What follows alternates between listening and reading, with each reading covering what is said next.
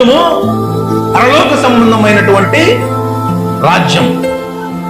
నా రాజ్యములో కులాలు ఉండవు, మతాలు ఉండవు, ఉన్నోళ్ళు లేనోళ్ళు అనేటువంటి భేదం ఉండదు, అనారోగ్య సమస్యలు ఉండవు, ఆర్థిక సమస్యలు ఉండవు, సంతోషంగా బ్రతికేటువంటి రాజ్యము.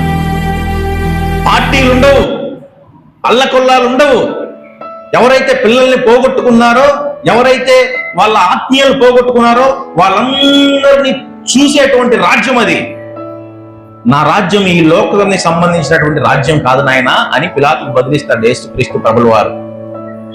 అప్పుడు ఆయన బయటకు వచ్చి, అయ్యా మీ అందరి ముందే కదా నేను విచారణ చేశాను, మీ అందరి ముందే విచారణ చేశాను కదా, ఈయనేమో నా రాజ్యం ఈ రాజ్యానికి సంబంధించింది కాదని చెప్తూ ఉన్నాడు, నా రాజ్యం ఈ రాజ్యానికి సంబంధించినటువంటి కాదు అని చెప్తున్నాడు, అసలు మీకు సంబంధం లేనిదయ్యా నా రాజ్యము అని చెప్తున్నాడు. అయినా ఈయన తిరిగినన్నారు ఒకవేళ ఇక్కడ ఏదో చెయ్యాలనుకుంటుంటే జనాలను తీసుకొని వచ్చి మా రోమన్ గవర్నమెంట్ మీద తిరుగుబాటు చేసేవాడు కదా, జనాలను తీసుకొని వచ్చి ఒక పార్టీ పెట్టి మా మీద కట్టలు చలాయించాలని చెప్పేసి అనేక ఉద్యమాలు చేసేవాడు కదా. అవన్నీ చెయ్యట్లేదు ఈయన. ఈయన చాలా సౌమ్యంగా మాట్లాడుతున్నాడు. అదిగాక ఈయన తిరుగుతున్నప్పుడు చాలా మంది మన రాజ్యంలో స్వస్థపరచబడ్డారు.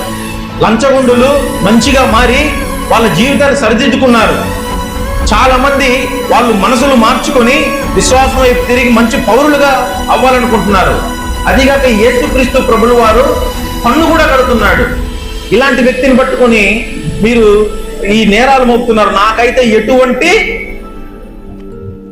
నేరము కనబడట్లేదు.